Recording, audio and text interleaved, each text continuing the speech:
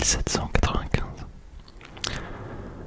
Après la chute de Robespierre, le nouveau régime républicain qu'on appelle le Directoire s'apprête à entrer en fonction à Paris, et le climat est très très tendu. Les royalistes veulent profiter du désordre pour rétablir la monarchie. Le peuple parisien, en grande partie hostile à la Convention, c'est-à-dire au gouvernement révolutionnaire, est manipulé par les royalistes. Du coup, le 5 octobre 1795, 25 000 insurgés royalistes se dirigent vers le palais des Tuileries, où siège la Convention nationale. Et leur objectif, il est clair. Ils veulent renverser le gouvernement républicain. Paul Barras, qui est chargé de défendre la Convention, nomme Napoléon Bonaparte pour organiser la défense. Napoléon va alors réquisitionner de l'artillerie stockée à Sablon et va disposer les canons dans des rues stratégiques de Paris, notamment près de l'église Saint-Roch. Le 6 octobre, les insurgés sont repoussés brutalement par des tirs de mitraille à bout portant. Et ça fait plusieurs centaines de morts. C'est ce qu'on appelle le 13 Vendémiaire. Le 13 Vendémiaire.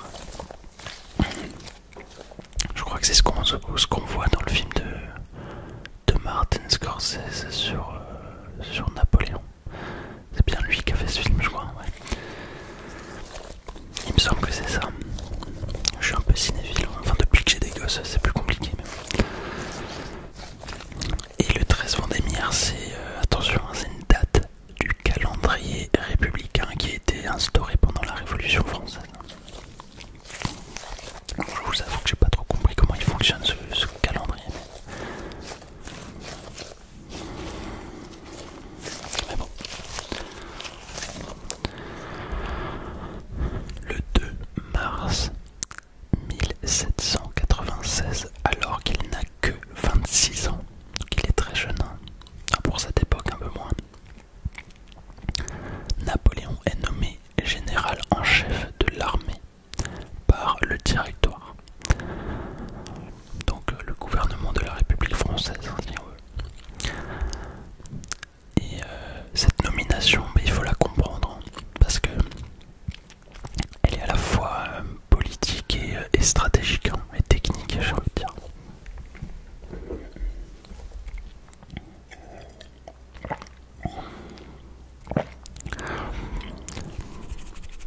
Pourquoi politique? En fait, il est marié à Joséphine de Beauharnais, et c'est une proche de Barras, celui-même qui a nommé Napoléon à la défense, pour protéger la Convention. Et Barras, c'est aussi un des 5 directeurs du Directoire. Donc voilà pourquoi déjà Napoléon est nommé général en chef de l'armée d'Italie par le Directoire. Mais il y a aussi un aspect, on va dire, plus stratégique, parce qu'il est normal. C'est parce que Napoléon a gagné en notoriété après sa répression de l'insurrection royaliste du 13 Vendémiaire, ce qu'on a vu juste avant, en 95. Donc là, il a gagné un petit peu en notoriété.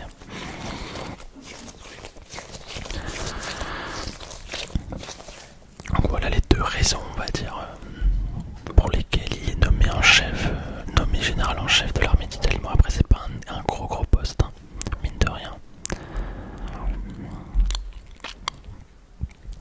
Donc Napoléon prend le commandement de l'armée d'Italie.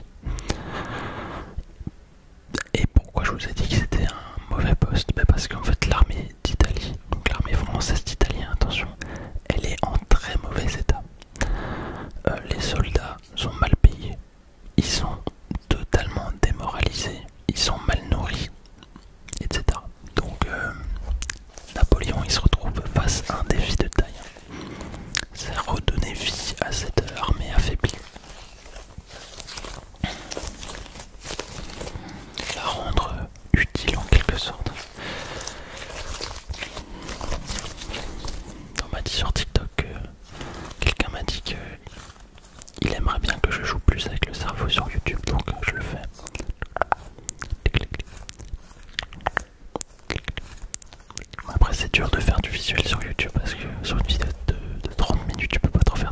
les gens ils vont se barrer. C'est trop long.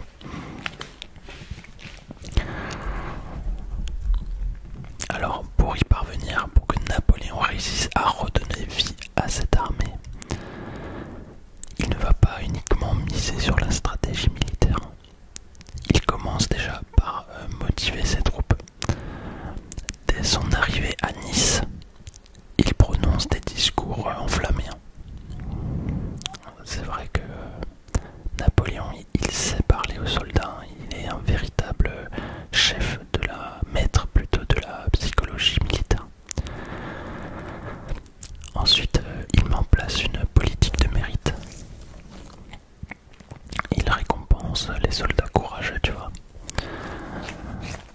Et il récompense ceux qui se distinguent au combat. Donc les hommes savent que leurs efforts seront reconnus, ce qui crée une nouvelle dynamique au sein de l'armée. Et bien sûr, Napoléon se distingue par sa présence constante sur le terrain, et ça a un impact bien évidemment. Il est toujours au cœur de l'action, il connaît ses officiers, même par leur nom, et les encourage personnellement, et ça, voilà, ça les motive. Et puis ça lui donne l'image d'un chef proche, inspirant, énergique, capable d'unir les troupes autour de lui. Voilà. Vous voyez que c'est pas que stratégique, hein. C'est son comportement en entier qui va changer cette armée.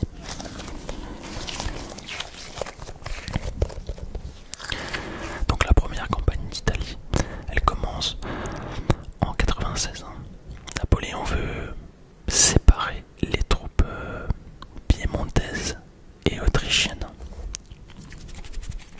Il veut les isoler. Ça fait partie de sa tactique, ça.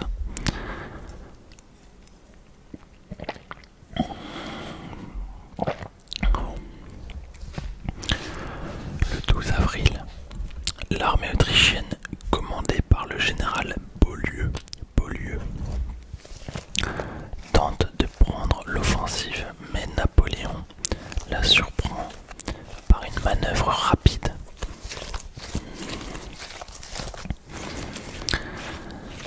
Et grâce à une attaque bien coordonnée des divisions du général Larpe et du général Masséna, les Français prennent le dessus et forcent les Autrichiens à reculer. Recouler, j'allais dire. Donc, c'est une victoire modeste en Italie, mais c'est vrai que symboliquement, elle est très forte. Parce que c'est la première qui l'emporte sans l'aide directe d'un autre général supérieur.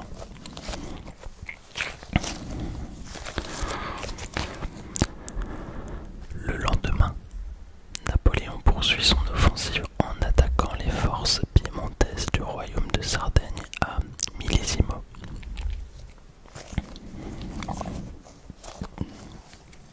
Ces troupes sont commandées par le général Provera, retranché dans le château de Coseria. Les combats sont plus difficiles parce que les Piémontais tiennent une position fortifiée. Donc, Napoléon doit lancer plusieurs assauts pour venir à bout de la résistance ennemie. Mais après des heures de lutte acharnée,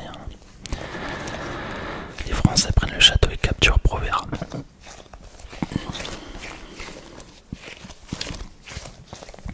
Cette victoire, elle affaiblit considérablement le moral de la résistance des troupes piémontaises et elle permet à Napoléon de progresser plus facilement vers l'ouest. C'est alors là qu'il va se tourner vers les Autrichiens. À Dego, il affronte leurs troupes regroupées pour tenter de contre-attaquer. Le 14 avril, les Français parviennent à s'emparer du village après de violents combats.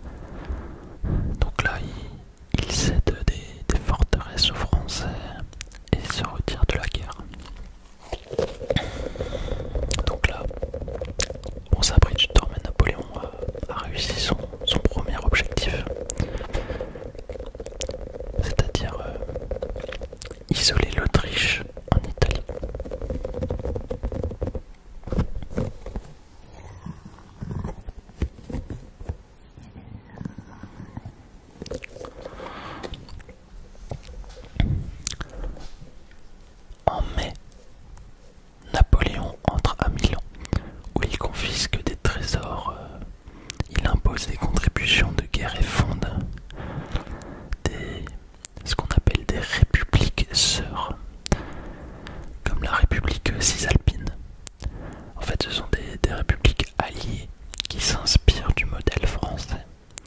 C'est en quelque sorte l'équivalent des États satellites que l'URSS contrôlait au XXe siècle, hein, avec la Pologne, la Hongrie, la Roumanie, la Bulgarie, etc.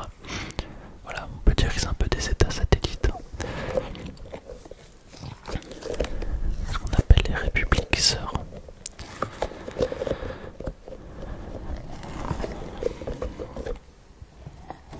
Je vais pas rentrer dans les détails de chaque bataille, mais ce que je peux vous dire,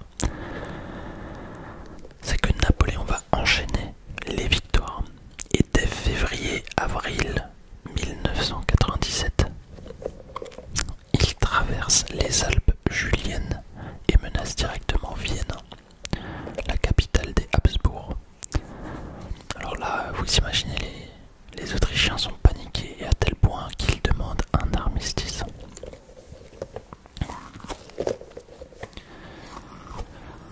Mais ce qui est assez énorme, c'est que là, Napoléon, il a une responsabilité gigantesque, hein, parce que c'est directement lui qui négocie le traité Campo Formio avec les Autrichiens. En fait, le directoire lui a donné carte blanche et il va pas y aller de main morte, hein. L'Autriche cède la Belgique à la France et la République cisalpine est créée. Bon, après il fait aussi certaines concessions malgré tout, comme reconnaître l'annexion de la rive gauche du Rhin. Mais bien sûr, il sort gagnant de cet échange. Et ça marque la fin de la campagne d'Italie, qui est donc un succès, bien sûr.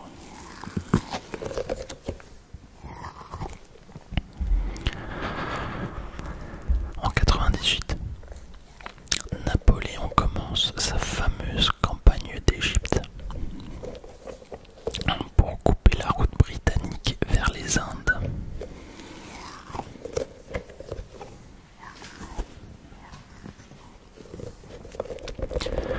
En juillet, il parvient à prendre le contrôle du Caire et remporte une victoire majeure face aux Mamelouks lors de la bataille des Pyramides.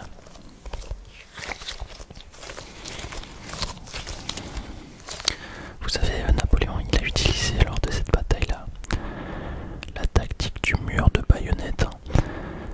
En gros, ces soldats forment des carrés serrés, hein, sur plusieurs lignes, avec les baïonnettes en avant. Et c'est une formation qui est très efficace pour repousser les charges de cavalerie, hein, et notamment celle des Mamelouks.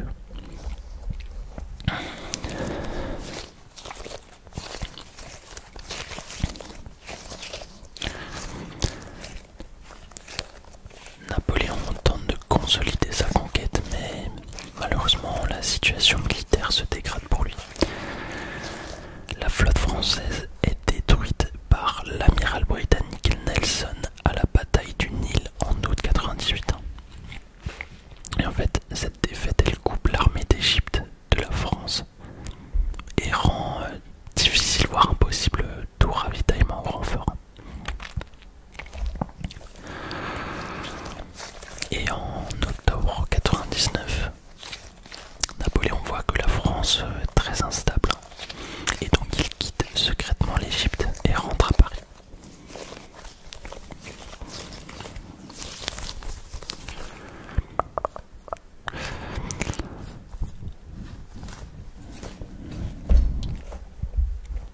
C'est vrai que la situation en France est chaotique. Le directoire qui a été mis en place après la Révolution, il devient de plus en plus impopulaire et il est affaibli par la guerre. On a une grande instabilité économique, on a des luttes politiques internes, etc.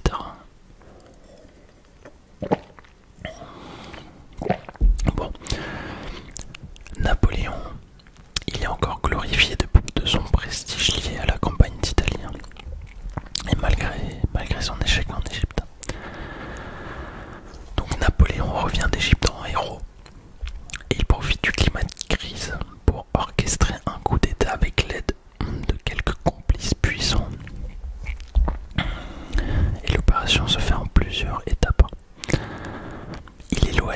assemblées législatives à Saint-Cloud sous prétexte de danger. Puis Napoléon intervient directement, d'abord par des discours, puis face à la résistance par la force.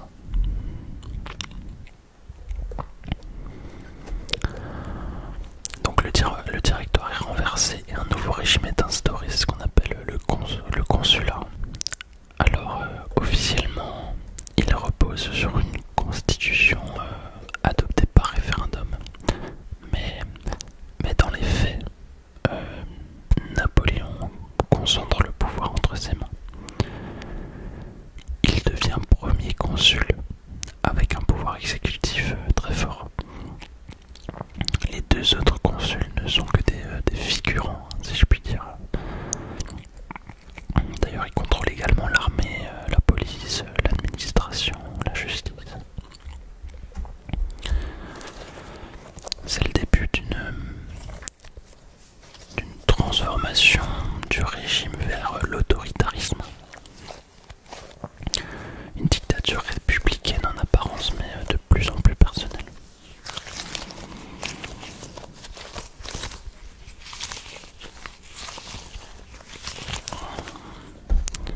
Ce pouvoir fort, il le justifie par le besoin de stabilité et d'efficacité après les années d'agitation révolutionnaire. En 1800, il va commencer plusieurs réformes. En 1800, par exemple, il crée la Banque de France pour stabiliser la monnaie et relancer l'économie. En 1804, il promulgue le Code civil, aussi appelé Code Napoléon. Il fixe l'égalité devant la loi, la propriété privée, l'autorité du père, le mariage civil, etc. Ça, c'est une des réformes les plus durables de Napoléon. Pour vous dire, on utilise encore le Code civil aujourd'hui, mais bon, il était modifié bien sûr. Le 2 décembre 1804, il se fait sacrer empereur à Notre-Dame de Paris, en présence du pape Pie VII.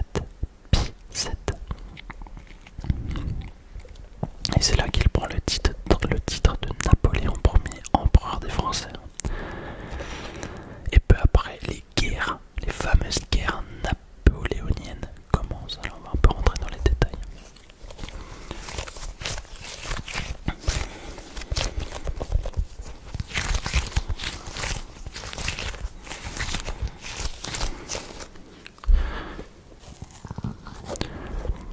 En 1805, on a une troisième coalition qui se forme contre la France.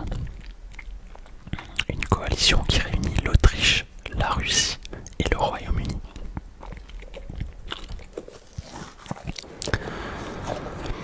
En fait, ces puissances, elles veulent arrêter l'expansion de Napoléon. Mais Napoléon remporte déjà la victoire éclatante d'Austerlitz en décembre 1805, surnommée la bataille des Trois Empereurs. Cette victoire elle est presque décisive, elle affaiblit énormément l'Autriche et la Russie. Et à la suite de cette victoire, le Saint-Empire romain germanique, une structure politique de près de 1000 ans, est dissous.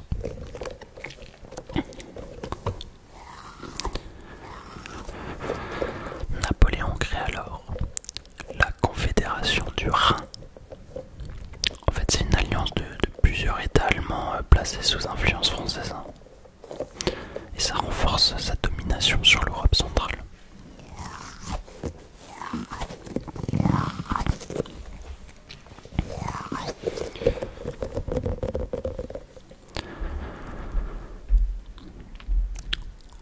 En 1806, Napoléon met en place le blocus continental par le décret de Berlin.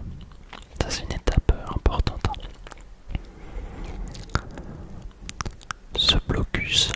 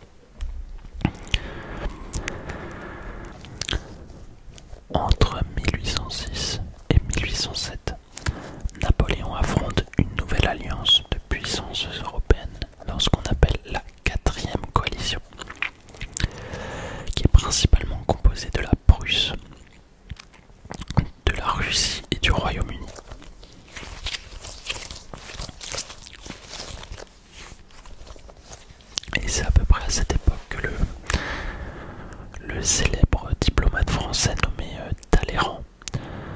Talleyrand commence à se détacher de Napoléon.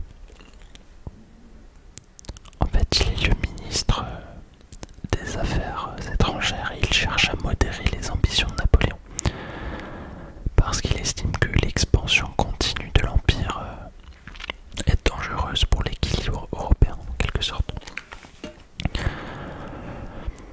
Talleyrand il est souvent vu comme un symbole du pragmatisme politique qui est capable de changer de camp pour préserver l'État et maintenir l'équilibre européen. À cette période, les combats sont intenses avec des batailles majeures comme l'Ena et Auerstedt où Napoléon inflige de lourdes défaites à la Prusse. On a ensuite Eylau et Friedland contre les forces russes. À l'issue de ces affrontements, Napoléon conclut la paix du Tilsit en 1807 avec le tsar Alexandre Ier de Russie. Il organise ses territoires avec une main de fer.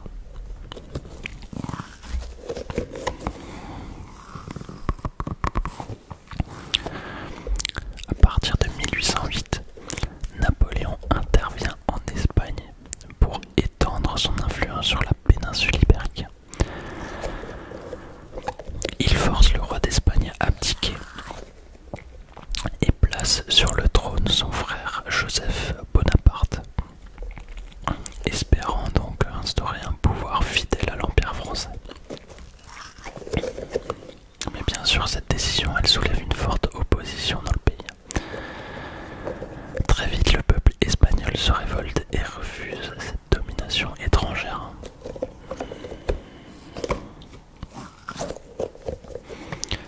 Ce conflit marque le début d'une guerre longue et éprouvante, connue pour sa forme de guérilla. Une résistance populaire fondée sur des attaques surprises, des embuscades et une connaissance du terrain qui déstabilise l'armée française.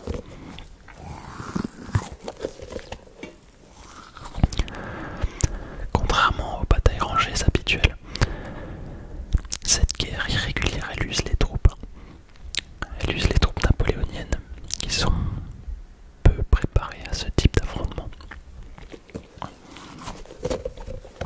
En plus, la résistance espagnole elle est activement soutenue par les Britanniques, qui débarquent des forces militaires sous le commandement du général Wellington. C'est pour ça que ce front, en fait, il va devenir l'un des fronts les plus difficiles pour Napoléon. Parce que la guerre s'enlise, elle coûte cher en hommes, en ressources, et elle contribue à l'affaiblissement de l'Empire.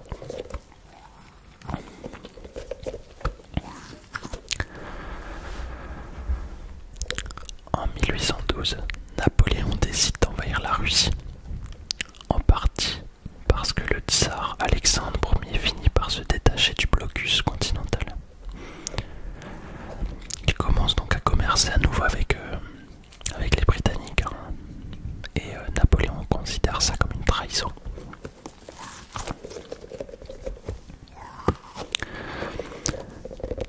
Pour réaffirmer son autorité et punir la Russie, il va alors lancer une immense campagne militaire. Il réunit une armée gigantesque, près de 600 000 hommes, venant de toute l'Europe, dans ce qu'on appelle la Grande Armée. La Grande Armée. Et son objectif, c'est de forcer le tsar à revenir dans l'Alliance et à réaffirmer le blocus, voire à faire tomber le régime russe.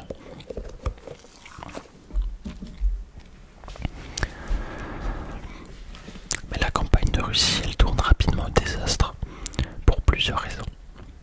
D'abord, la taille immense du territoire russe qui complique énormément la logistique. L'armée française avance sur des distances énormes qu'elle ne connaît pas. Et ça rend le ravitaillement très difficile. Les soldats souffrent du manque de nourriture, d'eau et d'équipements adaptés à des conditions qui sont parfois extrêmes.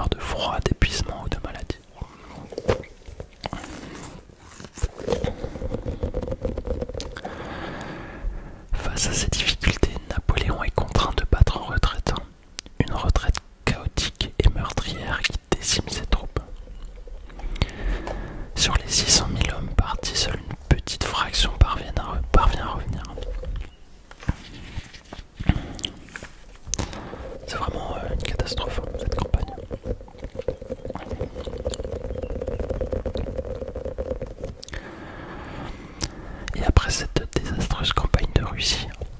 En 1812, l'Europe s'unit de plus en plus fermement contre Napoléon. En 1813, une nouvelle coalition regroupant plusieurs grandes puissances européennes, dont la Russie, la Prusse, l'Autriche, le Royaume-Uni et même la Suède, s'oppose à l'Empire français dans ce qu'on appelle la guerre de la sixième coalition.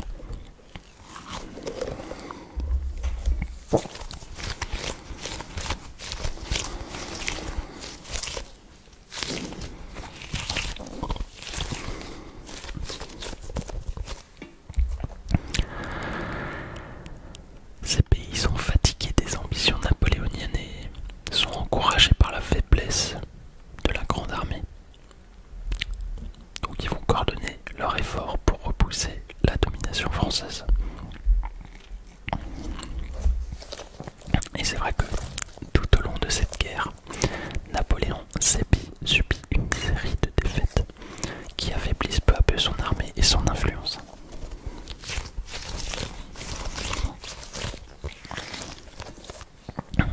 Et le point culminant de cette série de revers, c'est la bataille de Leipzig en octobre 1813, qu'on surnomme la bataille des nations en raison de la participation massive de soldats venant de plusieurs pays alliés.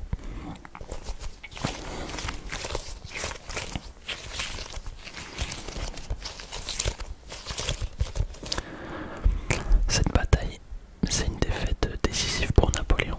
Ses forces sont écrasées par les armées coalisées, ce qui marque un tournant majeur dans le conflit.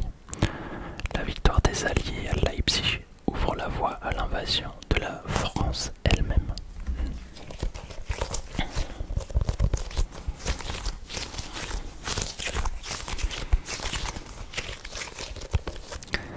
En 1814, les armées de la coalition pénètrent sur le sol français.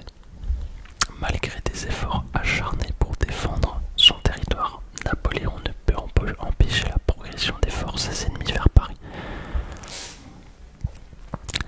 Et là, c'est vrai que la situation en tant militaire que politique devient intenable. Et face à l'ampleur de la coalition et aux pertes subies, il est contraint d'abdiquer en avril 1814. Et cet acte marque la fin de son règne en tant qu'empereur. Je crois qu'on a une image de lui, un tableau de lui où il est affalé sur une chaise. Je crois que c'est à ce moment-là.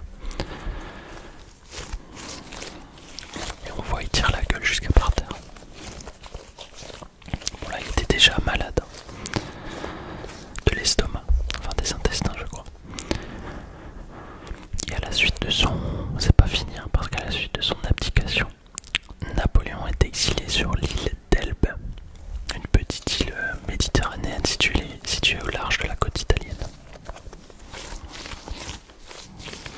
Et cette île lui sert de lieu de détention, où il conserve un certain statut mais où son pouvoir est limité.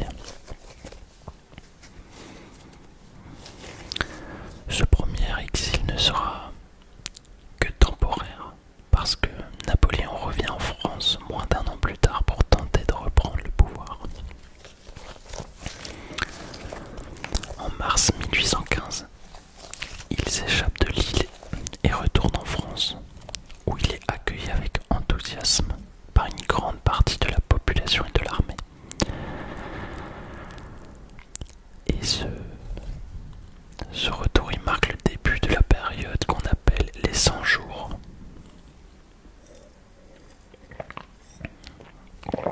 C'est une période durant laquelle Napoléon reprend le pouvoir. Mais c'est vrai que son arrivée ravive très rapidement les tensions en Europe.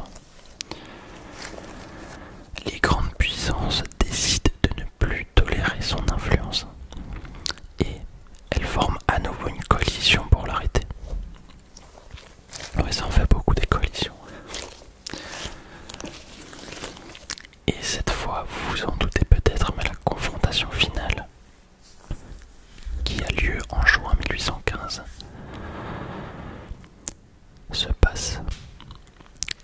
célèbre bataille de Waterloo, en Belgique, où Napoléon subit une défaite définitive face aux armées britanniques et prussiennes commandées par Wellington et Blücher. Mais la bataille, je crois qu'elle ne se passe pas à Waterloo même.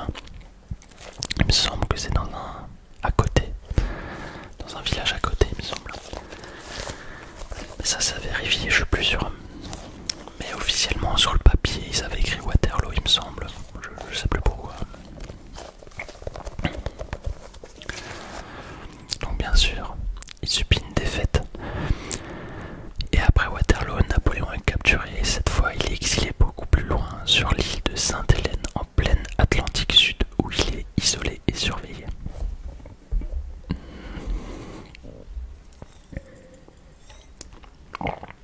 Et là il passe le reste de sa vie sur cette île jusqu'à sa mort en 1821. Il serait mort d'un cancer de l'estomac qui résulterait de l'aggravation d'un ulcère qu'il avait déjà avant. C'est pour ça qu'il mettait... On voyait souvent mettre la main sur son ventre. Il mettait sa main dessus pour faire de la chaleur et soulager un peu sa douleur. Mais c'est vrai que les historiens sont quand même un peu partagés là-dessus.